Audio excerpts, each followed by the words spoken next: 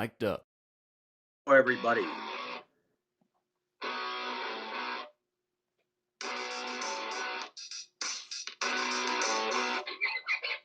All right. Welcome to Yankees Coast to Coast with your host, me and him, Mike Miller and Adam Schneider. For those of you, the thousands of you out there who are wondering who these two guys are. Yes, I have been in a fight. My wife beat me up last night. This is now a new thing in our family. We get into an argument. She punches me right in the eye. It's very painful. I would say any of you out there with spousal abuse, it's a real problem. But no, in my case, my wife actually was very helpful. I had a little operation. For those of you who like to go out in the sun, may I advise you not to ever again. It is not worth it. Public address announcement. Yes, PSAs coming from you. Do not go in the sun ever. I stay inside forever and never go out. After only in the dome stadium? Only play ball only in domes. There it is. Now it was the baby oil thing. Did you do the baby oil thing when you were a kid? You go out in the sun and you I didn't do anything. Slather up. The sun, kid. Nothing. Yeah, we just lifeguarding. I must have worked. I worked at Seal Beach in LA for 3 months in my freshman year in college. And I'll never forget that. I think I was sunburned probably 87% of the time, and like painfully sunburned. It's amazing that I haven't been melanomic before. So anyway, this is just not fun. But so forgive me for those of you who are disgusted. Mike, we can't hear you. What? Your connection's pretty bad. Mine? You want to try again? I'm going to pull out. Start again.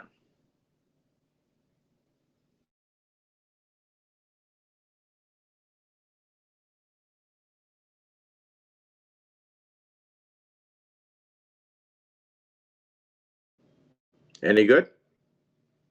Now I can't hear you.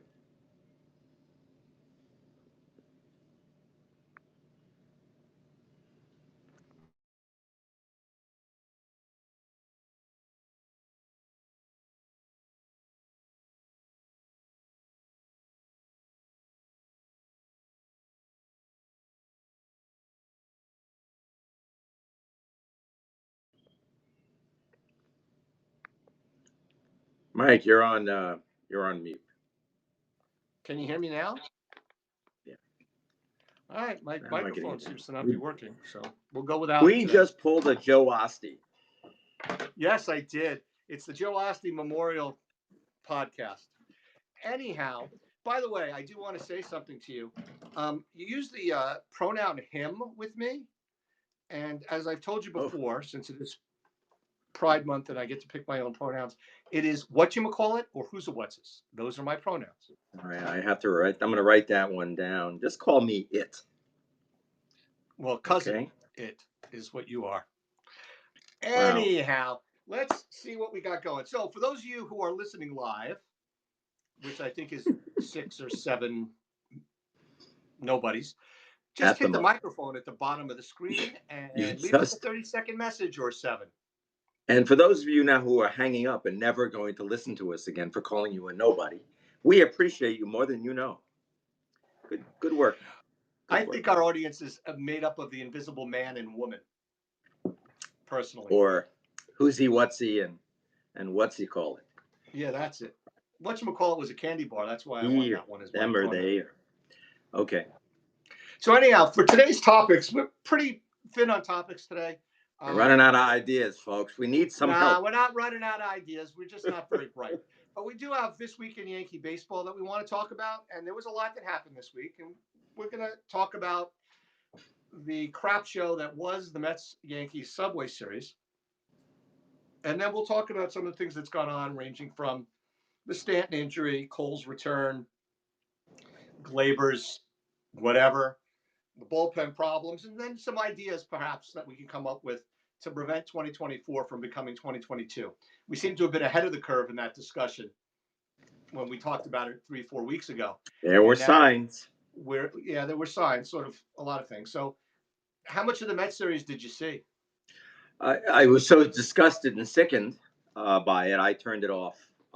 Barely watched any after the first couple innings. It was very hard to see, and I was just mad because both first innings ending in poor ABs, double plays. Yesterday the Yankees did something that has never been done before. They had two double plays in one inning. So just kidding, but it just felt like that. It really felt like they were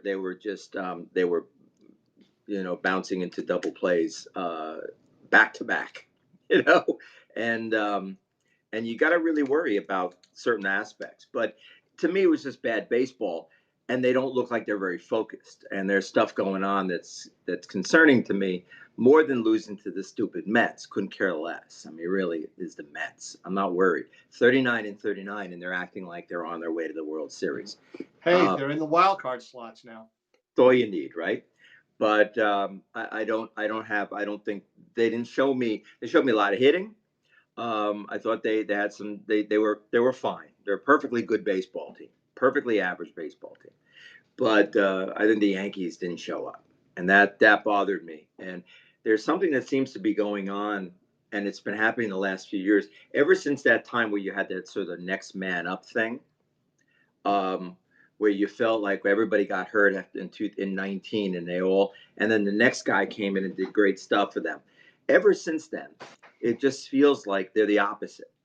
That when they get hurt, they let the guy go down, and then they commiserate about how bad they're going to be without them, and then they believe it. They start believing the press and believing the idiots like us, talking about how doomsday is near.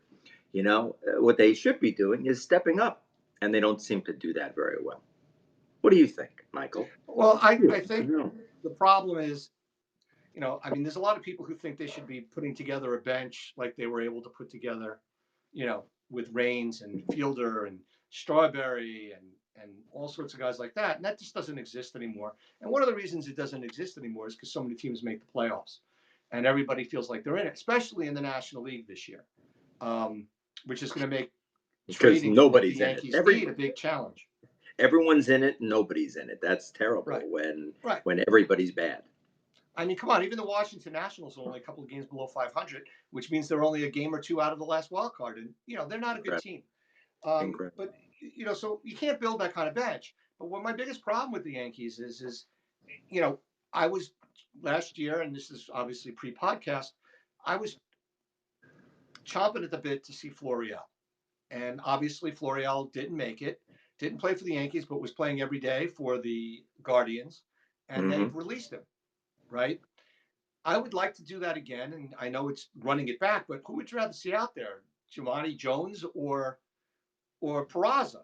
Now, I know Peraza's hitting 188 in the minors this year, but let's see what we got because Torres has to be replaced next year. So I feel like the bench is a place where they should, when there's opportunity, get these young guys in there playing every day. Clearly, Dominguez being hurt has killed them because they knew Stanton was going to get hurt, but they didn't realize Dominguez was going to be out for an oblique reason, which is kind of scary. And then, of course, Pereira, who is, consistent in the minors with the 280 and 25 homers and 80 RBIs, who didn't perform well last year for the Yankees.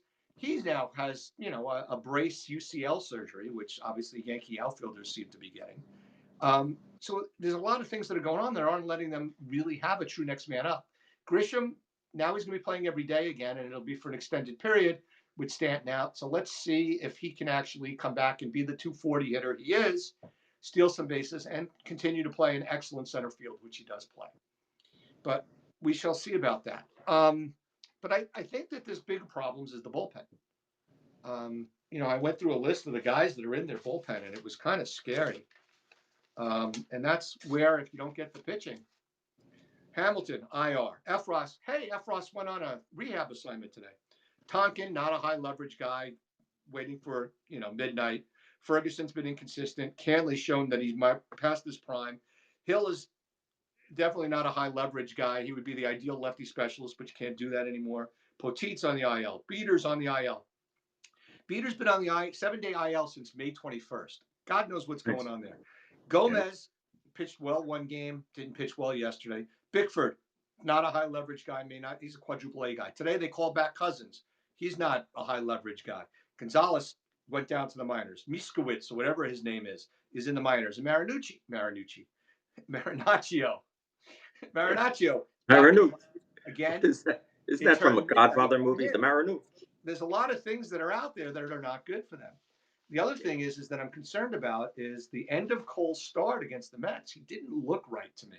Wow. He didn't look like the first start. He looked like he had, he was putting in a serious effort and really hitting his spots and things like that. And by the time the third inning came around in this Mets start, he really didn't look like he was comfortable out there. It looked odd. It didn't look like Cole. So I have a little question about, is he actually healthy? Is he right? What's it going to take? And then again, Heel. I did some little bit of research on Heel before the show, and I was looking at his innings pitched, right? So if you look at Heel's innings pitched, 2019, he pitched 46 innings in the minors. 2020, 96 innings. 21, he pitched a total of 108 innings, 29 in the majors. 22, he pitched 4 innings in the majors, 21 in the minors, 4 innings last season in the minors, and he's at 85 innings this year. Yesterday, Boone said that he's off a little bit mechanically. Is he off mechanically because it's fixable, or is he off mechanically because, hey, he's never pitched this many innings and he's putting too much stress on his body? They said he doesn't have an innings limit. Well, maybe, we haven't seen the things that they said they were going to measure him by. Remember, they talked about, we're going to look at his spin rate. We're going to look at his velocity. We're going to look at his location and command. Nobody's talking about those two things these last two starts. All of a sudden it's mechanics and things like that. So we shall see. So I've got some worries now on the starters, and Schmidt, I don't exactly know what's going on with him either, but we shall see. He's on the 60-day IL. So there's a lot of things that they need to work on, and I think they all came to light in these last 3 or 4 series. Well, what I did was I'm looking at the numbers for the last 15 games, which is really the time frame that we're talking about here. Judge is unbelievable on another planet. Probably the best baseball player I've ever seen. Listen. Like I said last week, Willie Mays was the best player I ever saw. All in. But this guy is just doing it again. To do it one year is one thing, but he's doing it again. He's on pace for it again. His OPS is better than it was that year, and this year he had that terrible start. So what's amazing to me, he's got 15 RBIs in the games. He's got 5 home runs. His on-base percentage is .432, and his OPS is 1,200. What it's meant for Soto is amazing as well. Soto, in the 12 games that he's played, remember he had a little injury there. He missed 3. He's got 10 runs, 16 walks in 12 games. Amazing. His OPS, his on-base percentage is .444. And even though he's only hitting .211 in that time frame, so he's in a slump technically, he's insanely productive. Every hit does something important. Every walk leads to a run, pretty much. He's 16 walks, and he's scored, and he's now scored 10 runs. He basically gets on base and he scores, and he's even struck out 10 times in that, which is the most that he's struck out in any 15-game period. He struck out 3 times in a game. Yeah, and that's, it's freaking him out, I'm sure. He seems to be swinging at the high, a little bit above the zone. He's looking at that high pitch, which he normally really can level. But he seems a little bit off on the inside heat, and that seems to be where they're trying to get him to chase with 2. They never throw him there unless he's got 2 strikes, which is incredible. He doesn't.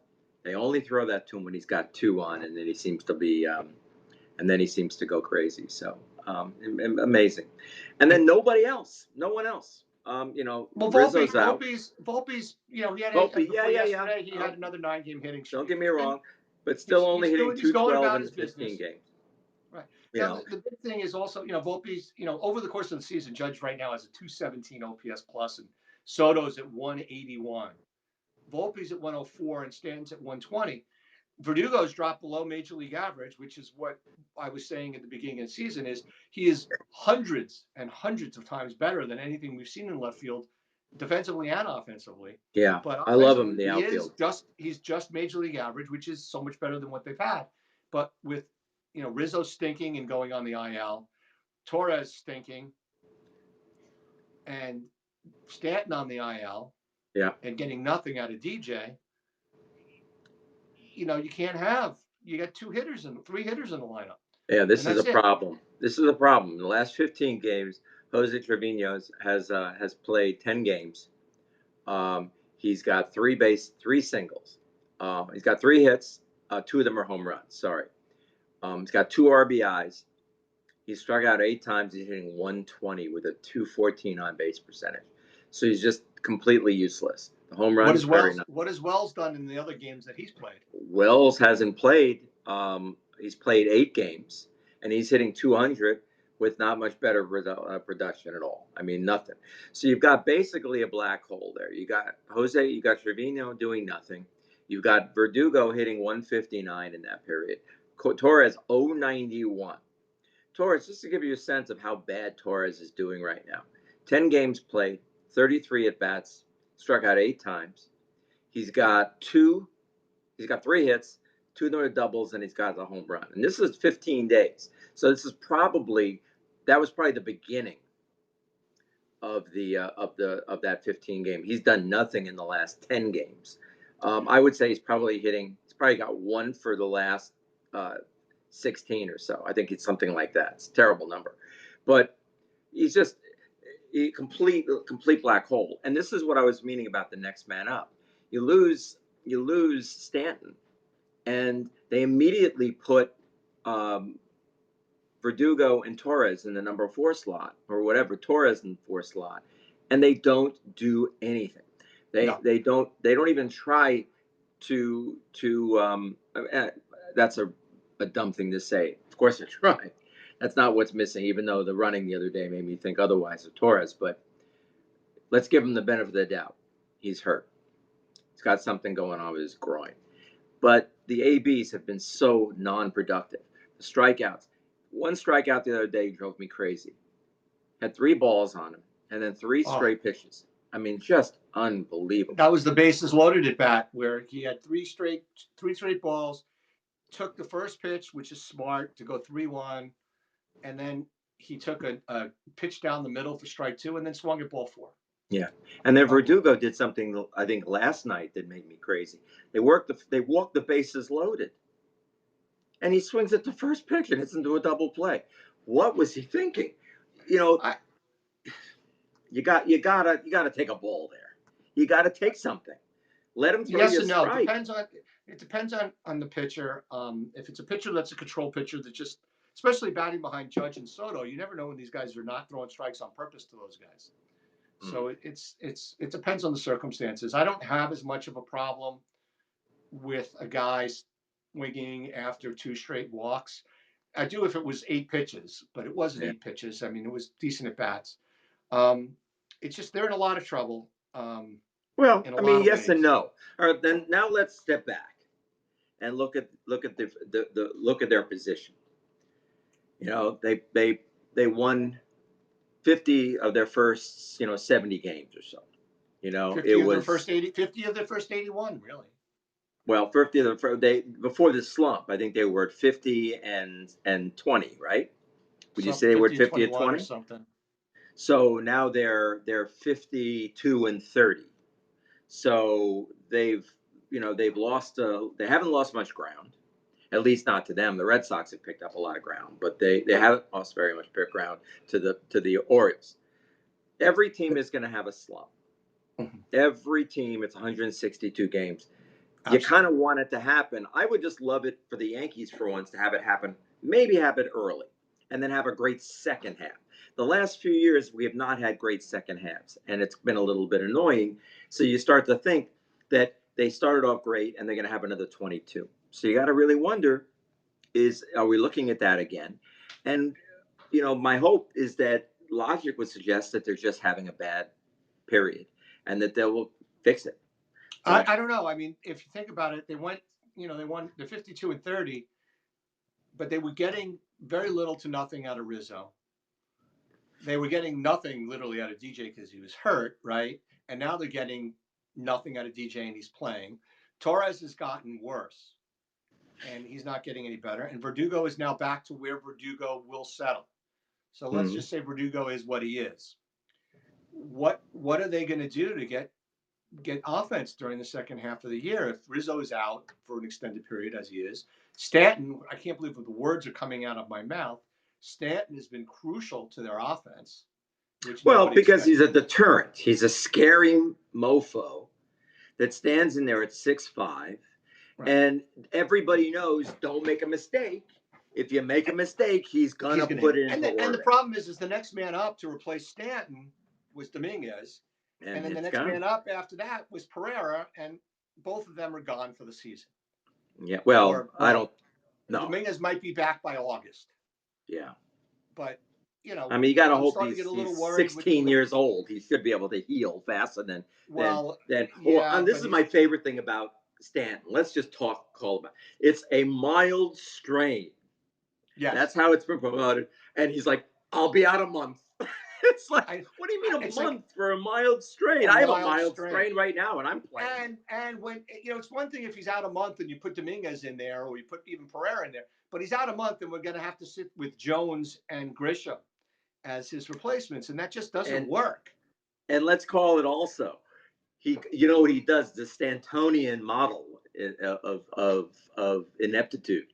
He goes on a disabled list for whatever the injury, whether it's, he pops a hemorrhoid or he blows a hamstring or whatever, the lightest or the worst. It's always significantly longer than it should be. Then he comes back after a week in the minors where he does nothing. Comes back, and then he spends 3 weeks trying to get back in shape. So it's like September, and then he finally comes around, and then people say, oh, he's always good in the playoffs. Yes, because he's finally healthy. He knows he's almost done. He gets to go home and eat and get fat. Well, not him. But he knows he's about to go home.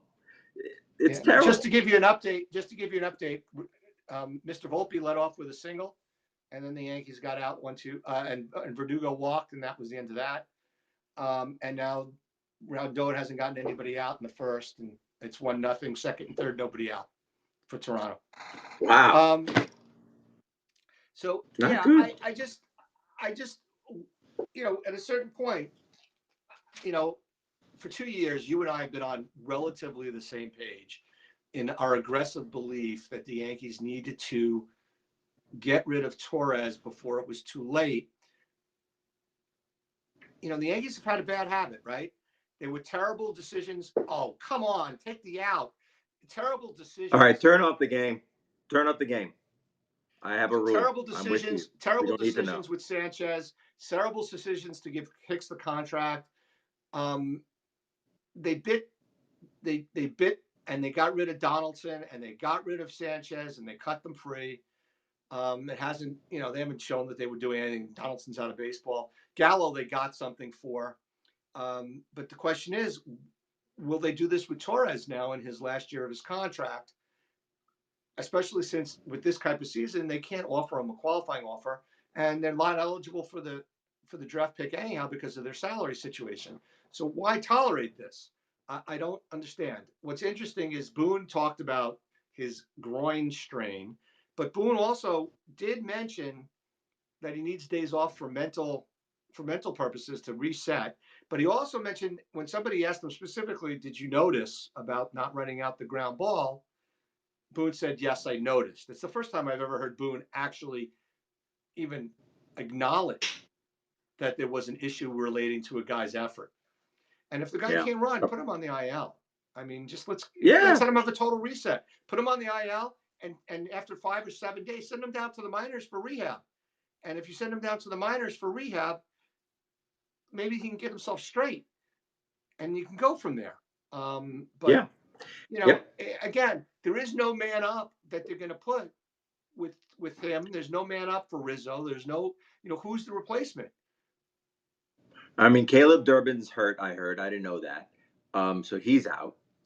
Do you know how long Caleb Durbin? I mean, that might be a nice step up for him. I But is don't he know. still? I Is he don't know. I hurt? didn't know he was hurt until they told us the other day. And you don't have to turn Well, it on was the Yankee game. Kramer, and It's you now never know with 5-0. Kramer. It could just. Let me just see. Yeah, I think you don't want to turn on the Yankee game. It's now 5-0. Unreal. Jerry Springer's illegitimate son hit a 3-run homer to make it 5-0. Wow. But yeah, I mean, what's out there for the Yankees was the question that I had, right? So, the easiest thing and the thing that they're most successful at fixing over time has been bullpen, right? So what do they need in the bullpen? They need a strikeout arm, and they need guys that can pitch high leverage. Well, there's a couple of guys that are out there that are on teams that are going nowhere fast, right? You got Tanner Scott, who's in Miami, who was their closer for part of last season. Big left-hander, high strikeout ratio. He strikes out guys left and right, lefties and righties. He's been late inning successful, granted, for the Marlins for the last 2 years. He would fit in nicely, and I think he's a free agent after this season. You've got the guy down at the White Sox, Garrett Crochet, who's back from injury on an innings limit. He's been starting for them. He was a top prospect, but he is no longer a top prospect because he was hurt. Might as well have been on the Yankees. He's also a high leverage guy that they could put in with a massively high strikeout rate, and he's controllable through 26. So he's going to be very costly. Whereas Tanner Scott, they might be able to get Tanner Scott for something less from the Marlins because they are the Marlins. The other guy that's out there that's interesting is a guy on the Angels named Carlos Estevez, who had 31 saves last year and has 15 already this year. He doesn't walk anybody. He doesn't have an extremely high strikeout rate, but he doesn't walk anybody, and he doesn't allow hits the way Holmes does. And he's a free agent after this year. And with the Angels, all you got to do is find some low-level minor league pitching prospect, and they'll bite. And then, of course, there's the guy that I've been hyping on for the last couple of weeks, and David Robertson. If Texas is out of it, which right now they're not, nobody is, but right now they're 5 or 6 games out of the wild card after winning the World Series. And Robertson's got 54 strikeouts in 34 innings and still only allowed 24 hits. And he's a free agent after this season. So the Rangers will probably want major league ready prospects for him. If they're not going to give guys like Pereira and Peraza a chance, then you might as well deal them for guys that are not going to be here. Well, I mean, they have to, and you know why? Because they have proven that, this model of waiting and seeing, coddling these guys until, the bloom is off the rose is not the way to do this. I mean, they're, for a team that focuses so heavily on free agency and also smart trades, they seem to have an unlimited supply of guys that they hype and they're able to use for the big deal, a la Soto. I mean, none of those guys are really having great seasons, are they? Is anybody really doing well? King's doing pretty okay. good. Thorpe is already gone, and he's on the White Sox. Yeah. And the other guys are okay, middle relievers. There's nothing to write home about any of these guys. I mean, yeah. they're young. So I think the key is that they seem to always have King's been pretty good. But King wasn't a prospect. The Soto deal was a good deal. But yeah, and they have an ability to figure out the bullpen. So you got to, starting with the positive, if you're going to trust them to do something right, it's going to be the bullpen, right? But there are guys out there. Who's getting bombed tonight? Who got bombed tonight? Rodon. Who is having problems. I'm looking at his stats. He's even having some issues. Last He's striking people out. Not been good either. Yeah, he's been having a lot of over 12. He's having first inning issues. Yeah. Which kills me. So, so from a bullpen perspective, the other guy that's out there is Alexis Diaz in Cincinnati. They're borderline right now as far as the wild card. They think that they're in it every year because of the way the National League is. And he's not having a particularly good season. And he's not striking out guys at the rate that he was striking them out on. So, is he a guy that the Yankees could pick up as well, who was a stud closer for the previous 2 years? Or is he, like every other closer, short life expectancy, and he goes back to being mediocre for a couple of years, and then he'll pop back up in a couple of years? It's really interesting on these bullpen guys. Like I said, Holmes is what Holmes is. He's not going to change. He's a tightrope walker. Um, and, he's still a top 10 closer in baseball, despite the fact that he drives us all bananas. But they don't really. And when is Weaver, when is Weaver's last slipper going to, when is Midnight going to strike on him? Because he's been out of control. He's pitched 4 innings since in the last 15 games. And that just shows because they don't consider him for anything but high leverage. So Right. he hasn't had a chance to pitch. So, he is the one guy out there who stood out as a guy that they can count on. And the problem is the guy like Ferguson, who has heat, who can get a strikeout when he needs it, isn't doing it. They So really don't have so terrible. surprisingly inconsistent, and it's really disappointing. So there's like all these guys, and I'm looking at them all. The ERAs are outrageous. I mean, Caleb is 12.27, Ferguson, Holmes 12.27 in the last 15 games. Who else? Victor Gonzalez is over 8. And he's down in the minors. Ronnie Marucci, as you call him, is 6.75. Gomez 6.7. I mean, everybody is all their bullpen arms except Weaver. Tim Hill, wow, look at Tim Hill, 2.45. Yep. But pretty much the one guy who's doing well is Tonkin, who's the one we thought would be the big waste of a life. He's doing it with the usual, not striking loads of guys out. He's okay. But I'm just looking at the strikeouts again, not getting them. Nestor, 15 strikeouts the last 20 innings. Stroman, 9 strikeouts in 11 2/3. Heel is pretty much a strikeout an inning. Rodon's the only one who's striking anybody out until tonight, and that's really all the way through the order. They're not. A lot of things are collapsing at once, and the starting pitching, which everybody was worried about, is struggling for the first time this season, and then obviously the underbelly of the bullpen has been exposed. All right, so we've talked about the bullpen. We've talked about Stanton. And now you look at the infield, right? Jones is playing second base tonight. I didn't even know he was an infielder. He's been playing out. He actually is an infielder. That was his position. So he is actually an infielder. But he's batting 6th. He's batting 6th. Well, Ben Rice is batting 5th. He's batting 6th. It's just a terrible lineup. So what are out there option-wise to help them with this infield problem that they're having? We're not even talking about the outfield problem, right? Because they do have 3 outfielders and Grisham, right? The outfield problem is caused by Pereira and Dominguez being injured. So the best guy that's out there is Renifro from, I can't even say his name right, from the Angels, right? He is having a career season, and he's a free agent not after this season, but after 25. All right, so they got control for a year, so that means they're going to want something for him. But that's a good guy to get because he can play second, short, or third, and they do need to fill that next year at some point, right? So that fills a hole for this year and next year, which could be kind of Falafel-like, which is what IKF was supposed to be, but his stats are better. Right now, he's hitting 305, and he has a 767 OPS, and he has 20 stolen bases, and he plays a really good infield. So, and he makes $4.4 million with arbitration eligible after this season. Again, it's the Angels. What do the Angels want? Well, the Angels usually want a young pitcher. I read a report, I forgot where, but on an article someplace, and they said that the Angels would take Pereira. And that was an article that was written today, which is already after Pereira's had his surgery. And they say that the Angels would take Pereira for him. And that was a deal I would make in a second if I was the Yankees, because he could play every day for the Yankees at second and third and back up at shortstop. And, you can figure out what you want to do. They're not going to trade Torres. They're not going to release Torres. It's just not going to happen. But if you bring in a guy like him, all right, so that's one less thing you got to shop for in the offseason, and it's an improvement in 24. Mm-hmm. So, that's the big infielder that's out there that they have a chance to get. There's not that many infielders that are out there. Over at first base, there's a couple of guys that are out there at first base. Andrew Vaughn from the White Sox, but he's having a terrible season. even though he's under club control through the 26th season. He's got a lifetime OPS at 758, which is significantly above major league average by about 50 points.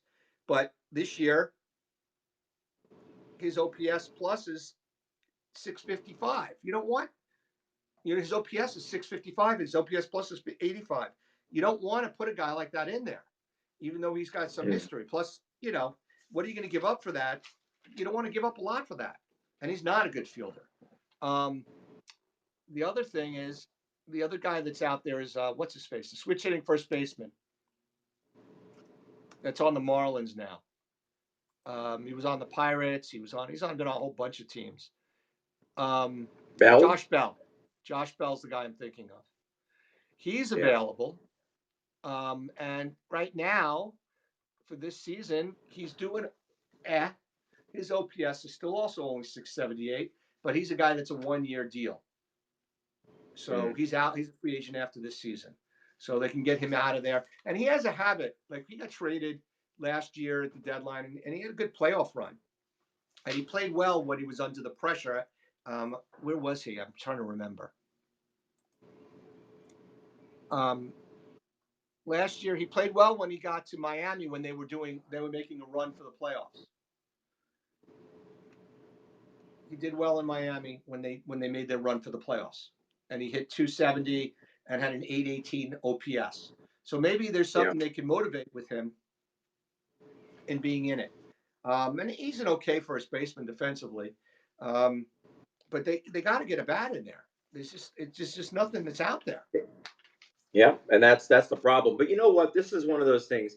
You and Kramer love to do this, and it drives me a little crazy. No offense, but you start throwing banty around ideas of trades that are going to happen, and it's good old Kramer. And I always it always makes me nuts because it seems like such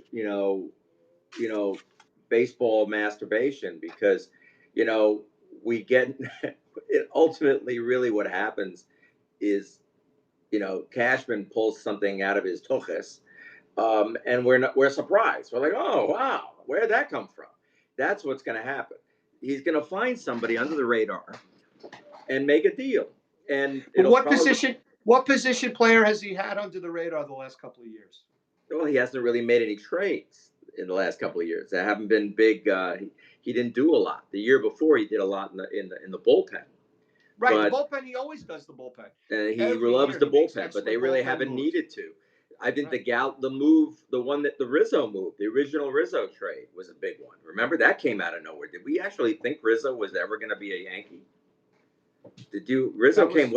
When did he come? 3 years ago? 2021? I think it's 4.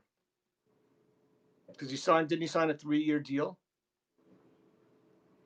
So I just remember Rizzo being the perfect example. The Yankees had nothing going on at first base. They weren't happy. I don't remember who the first baseman was back then. Who was playing first base before Rizzo came? Rizzo came in 21 during the season. Yeah, and that was an out of nowhere deal that surprised everybody, and he did great. He came in, he was great in 21. I remember him immediately taking over and helping.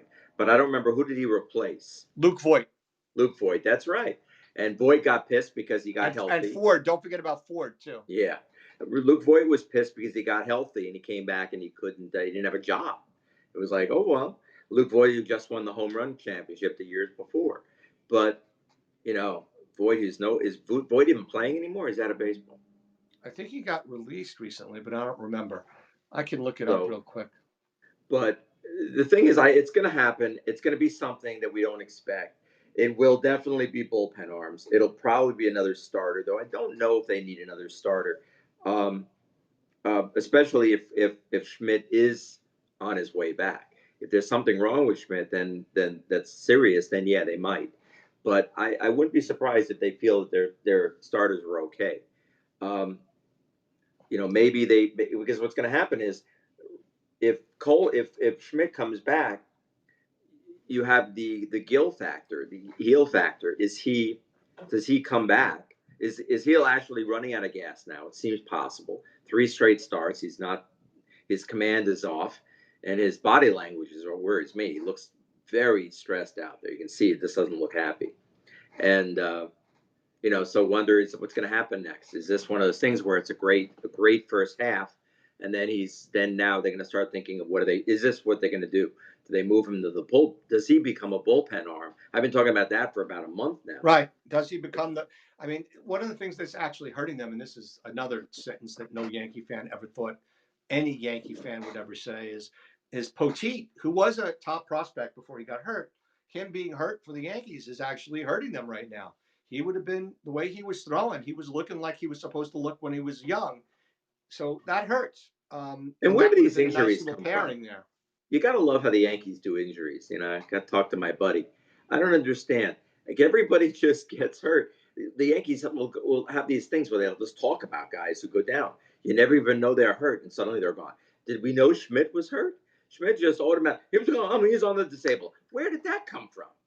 These guys, do they get hurt? And it's always, they've been bothered by something for weeks. We didn't know about it. I mean, it's not like this. It's not like Stanton, who has to go back to second base and he pulls a muscle again. Oh, as soon as it happened, we all knew. I mean, what's really funny is that, I had to watch that game it was on Fox, and I had to watch that game, and I'm watching him run, and they're showing a close-up of him coming around third base, and I'm like, he's hurt. And they're like, and I'm like, I'm watching, I think, with Max, and I go, he's hurt. And he's like, what are you talking about? I go, look at his face. And I rewound, and I look at his face. He's wincing. He's done. He's going on the IL tomorrow. And 3 innings later, he's pulled from the lineup, and bingo, Schmaltz finally says, oh, well, we have a picture of him wincing around third base. Watch the freaking game. It was so annoying this week, watching Fox, watching Apple TV. I mean, as much as I don't enjoy listening to Flaherty and some of the guys the Yankees do have. You missed them this week. I missed even Flaherty listening to Smoltz. Oh, wow. It's bad. When you miss Flash, it's a bad day. Francoeur is so bad. They spent a good 5-6 minutes talking about Trevino's defense and his arm. And then they stole 2 bases off of him, and they go, well, yeah, the Red Sox stole 9 off the Yankees the other day. His pop time is this and that and the other thing, and 68th out of 69. And I'm like, guys, do you even prepare to do these national games? I realize they're probably off doing, Francoeur, I don't know who he announces for. I'm sure he's off doing a Rockies game or a Braves game, or whoever he announces for. But come on, you got to do some prep work if you're going to do this. Yeah, doesn't announce for anybody, and he still doesn't do any prep work. It's just pathetically bad. All right, so now I know we have lots to talk about. We've been talking about catching's a disaster. I'm very worried about their throwing. I really do worry about the throwing arms. I'm glad you touched on that. Let's just give a minute to that because I want to. Oh, it's going to kill them. It's going to kill them in the playoffs. It's going to kill them in the playoffs because everybody's going to have the score, and they're all going to be watching. They're going to think about it, and what their answer is annoying to me. Oh, he's fine. He's got a little hit. He's fine. He's not fine. There's something wrong. He could frame better than anybody. A great framer. I'm very happy he's framing. What is he framing? A lot of balls. That's what he's framing. That's great. They're getting a lot of strikes like that. But what kills me is they're not getting a lot of strikeouts. No, they're not getting a lot of strikeouts. If they're not getting a lot of strikeouts, then the framing isn't. If the framing is helping them, then that's a real problem. They're even worse than we think. But I don't understand what they're going to do. Do they have to go to Wells, who's the younger and better arm right now, even if he's not the better framer? He is actually he's actually the better framer right now as well. Yeah, and how about Rice? I mean, Rice can catch, but they don't need 2 left-handed hitting catchers. Well, he's got to play first base. He's playing first base right now, even though he made a boneheaded play in the first inning. Did he? At first base. By the way, Rodon had a temper tantrum in the dugout just now that they showed. He was yelling at one of the coaches. I don't think it was Blake. It looked like it was somebody else. Is he gonna cry again like he cried the other night and there's a lot of noise, which I, by the way, don't mind. I don't think that showing emotion. Did he cry? Yeah, apparently he cried. I didn't see that. Yeah, they said that he was crying after the game the other night, which is very upsetting. But I don't care. I think that's good. Show your love. I'm fine. He cares. There's one thing about Rodon that you can't bitch about, right? He takes the ball when he's not hurt. And when he pitches bad, he's pissed. It's nice. And which I appreciate. I really do. As opposed to guys like Gleyber. He runs out every ground ball. Let's just say that. Rodon runs out every ground ball. That's right. He certainly does. Gleyber, on the other hand, one of our favorite topics on this show. is so through, and it's so sad because they're going to get nothing. They're going to get nothing. He's going to go. They're not going to. I heard rumors he's going to be DFA. No, they're not going to DFA Glaber. No, Glaber's just going to go quietly at the end of the off season, and he'll go get a job, and he'll be a good baseball player with somebody else where it's not New York. He'll end up being a 20 home run to 25 home run guy. Watch. He'll get a contract. Well, I don't know about that. He's going to have to prove himself. He could go all Sanchez and disappear. I mean, he seems to be on that same slope as Sanchez. The thing about Torres is he's safe on this team as long as Rizzo's hurt and Rice isn't hitting what he needs to hit, and as long as DJ is not hitting and Cabrera is just Cabrera. And Peraza is not playing well in the minors. If you DFA him, who's going to replace? I mean, they're not going to do. That's not happening. They're not going to DFA him. And also, I've talked to people who are inside who say that he is a club favorite. They love him. They love Glaber. Everybody wants him to do well. He's not on everyone's shit list. It's all just it's the media, and he's not trying. He's not one of these disliked guys. So they're not going to DFA. He definitely is in the fray with. Although yesterday he was not in the fray with everybody when he was on the bench. They showed him moping an awful lot. He looked like me. Yeah, that's a very good Popeye face. So you've been eating your spinach. But yeah, it just, bad. I don't know what to say about him. He's just not. He's not a good baseball player. He's a mental eggplant. Signing him, they did not sell high, and that's terrible. And they've made that mistake too many times with these younger free agents. They had a great opportunity to get somebody for him, and they didn't do it. And now he's useless. He's value free, and they're not going to get anything for him. He's just going to go away like everybody else, like so many others before. But one thought that I have: bring up Peraza. When Cano came up in 2005, he was hitting 250 in the minor leagues, and everyone said, he's not ready. He came up and he exploded on the scene. And part of it was because he was a good player and he was given an opportunity. And they said, this is your position. We're taking whoever, I think was it, who was playing second back then? Was it, I think it was Tony Batiste, not Batiste. It was the guy that they got from, that Steinbrenner fell in love with after 2001, Tony Womack. Tony Womack stank. And the Yankees, Steinbrenner, they went right after, they said enough. They cut him and then they brought up Cano. And Cano, they just gave him the job. Do the same thing. Give Peraza the job. You have to. Right. I mean, you're going to have to fill that spot next season. You're going to get world. You've got a ground ball friendly team. You've got a ground ball approach in your entire pitcher staff. Everyone in their staff is a ground ball pitcher. They play for that. So make your defense as great as it possibly can. Close it up. All right. One thing you don't need. That play at second base the other night, that Olay. I don't know about you, but when I play the infield, I love when I'm told to come in. I love playing close. Because to me, it's, first of all, you're not going to get a bad hop. It's going to be one shot right in your glove, and then you have about a half an hour to throw the ball home or do something with it. From second base, you do. It's a fun moment. It really is. But what he did there amazed me, because it's almost like he got scared of the ball. Like he does an Olay. I've never seen a professional do that. Normally, he just drops on his knee and catches the ball, and if it hits him in the gut, then it hits him in the gut. Right. Catch it with your belly button. Sort of turned, and the ball, he opens up the lane for anything to pass. I was blown away, and it killed them. It was murder. Kind of thing that they don't need on a ground ball team. Look, I've been saying, last year I was calling for Florial, and clearly Florial didn't make it, and he's not a major league player right now. But the Yankees never learned what they had, and there was no reason not to learn what you have. In this case, with Peraza, it's even more serious because at least with Florial, you knew you had Dominguez and you have Jones and you have Pereira sitting behind him. So it didn't matter as much. But with right now, they have no second baseman for next season. Get somebody up there, give them a shot. Doing my podcast. I'll call you right back.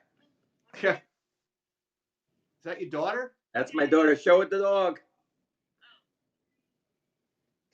There you go. Oh, So yeah, I mean, they need to see what they have, and if they don't have anything, that's fine. So keep him in the minors and keep him as a backup, but he is a stud defender, and let's okay. see, let's help there. Bring it up, and it can't. I just don't see there being a downside to it. Okay, next. Fine. I want to talk about something. I don't want to talk about your STDs. They're gone, and I'm on antibiotics, so I'm okay. So, what I want to just tell everybody, all three of you that are remaining, if that many, I had the pleasure of playing baseball with Mr. Miller this weekend, and I actually had a practice with the three Miller brothers. No, two Millers at practice, three at the game. That's right. All three of you played. That's right. Two at the practice. Sorry. We had a practice with just two, and all three of them on the field at one time, which was an experience. Really was. And I have to, and I've never seen three guys more competitive with one another. We're the one who doesn't play every week, and you play every week and you suck. It was great. That was Todd to Richard, because I just sat at the end of the bench because I don't think I've sweat as much as I sweat on Sunday. Well, you threw 8 innings and you were amazing. So we did lose, sadly, but not because of the not due to the effort of Mr. Miller, my partner here, who really did a great job. I threw strikes and they hit it. That's all that matters. That's fine, and nobody caught them. Nobody caught it. We had balls. We had 3 ground balls to the infield, all 3 thrown away. It was a class. No. They didn't throw them away. What's the guy's name? The big guy that played right field, that I referred to him as the goaltender because that's what he kept calling himself. That big guy, right-handed big hitter, big guy. I forgot his name. Oh yeah, that was Oliveri. Oliveri. He and I had a blast when he was playing first base. It was fun. I mean, it's old fat man baseball. So what do? You can't get. You didn't see me get mad at anybody for anything. Not even Murray. Not even Murray when he made a silly play. F. Murray Birnbaum, one of the great players. Murray lives in our building here. He lives like 2 flights above. I can smell him from my terrace. I can smell him from California. And he is a wonderful man. We do love him, but he's a real character. If you haven't played baseball with a guy like Murray, I tell you have to. He's playing. We have one sign. I'm not going to tell you what it is because I'm going to give it away. But we have one sign. It's for stealing, and we've got doctors, we've got lawyers, we've got accountants, and I cannot teach these guys one sign. Nobody remembers what the sign is. Every week I have to explain the one sign. So Murray, of course, wants to be involved. He runs out to third base to coach. And I'm looking at him and I'm like, Murray, are you giving him the sign? And he's like, what sign? I said, the stealing sign. He goes, I don't know it. Well, that's because he showed up late with one shoe. He got the lead off. He's been batting 12th all year long, 9th all year long, having a good season, mind you. And he gets an opportunity to lead off. It was a big moment. And he shows up 8 minutes before the game. Literally, we're talking, the umpires are talking, or our umpire is ready, and he's not there yet. Go ahead. That umpire was shaking like a leaf. I was nervous. Oh, he was sick as a dog. I felt terrible. It was 190 degrees. The humidity was insane. And this poor guy, alone. How do you feel if your partner doesn't show up for that kind of job? That's a tough one. I mean, I said to him, I said, listen, I hope he's okay, because they talked the night before that the guy was going to be there. By the way, Jerry Springer's stepson just hit another home run. It's now 8-0. I think they're going to lose. What do you think? Yeah, I think so. The thing about playing with you guys is how bad we are. You guys are very immobile. I will say this: the teams I stole 3 bases. What do you mean immobile? California teams are much more mobile. Even our old Murray type guys are more mobile. Although Murray made an excellent catch in right field. That play was something. You didn't think it was going to happen. I know you were thinking. Oh, I was like, I said, not only did I think that was not happening, I think it was Sherman. No, I think Berger was playing second base. I was like, go way out there for the cutoff. But Murray made a nice catch in right field. Got to give him credit. Murray made a great catch, and at one point your brother yells at me, Murray, you got to tell Murray, you got to get Murray out of third base. He keeps telling, like you were on second base, and he keeps telling you that the second baseman was moving. Every time the second baseman would move, you'd run back to second base. I told he you wasn't to tell me moving. that. He wasn't moving. That's the problem. Listen, all I got to say about this is I stole 3 bases. I didn't even steal a base in high school because as a catcher, they would put a runner in for me. So that was what was most interesting is I stole 3 bases. What's incredible about your mobility question is exactly right, which is why I put a sign in, because the original sign was everybody goes at will. And the problem is nobody wants to go. So unless you create, well, we did have a guy thrown out at third base when we were down 2 runs in a close game, and the guy got thrown out at third base, and I'm like, oh my God! First of all, he got thrown out stealing, and second of all, why was he running? It was the first out. It was a mistake. He knew it immediately, but he said he had a read on the kid. I'm laughing. A read. The other thing is the same guy. The same guy, is first and third. I think you were on first, and it was first and third, and he swung at the first pitch. When you were, sorry, he swung at the first pitch when you were stealing, and clearly stealing second in that league. You can run backwards and do it. And I'm like, so I said to the rest of the team, I go, listen, every time I get first and third, whoever's on first has to steal on the first pitch, and the guy at bat sheet needs to take the pitch or swing and miss, because it's much better off for us having second and third and 1 strike than having first and third and ground into a double play. You're right. After that, we all did. Which is very much better. By the way. What? But it's very funny, and we try to do that, but we keep getting, like, the orders move around a lot. Like, I've been trying to get into some kind of rhythm with the guys that I play with, like where I'm batting in the order. Like today, I bat second the other day, which was fine. I like batting second. Today, next game, I'm batting 5th, and I don't think I've bat 5th since Nixon was president. And that's how long. That's where I batted. I batted 5th. Hey, so I'm moving there, and I don't complain. I'll play wherever he wants me. I don't believe that. One word describes that whole game. And what is that word? Do you know what the word is? Yikes! Fat. Yikes. No, yikes. So it was Oliveri, or whatever his name is, was coach at third base, and there's a little soft pop-up that's going toward the third base coach's box, and he yells, "Yikes!"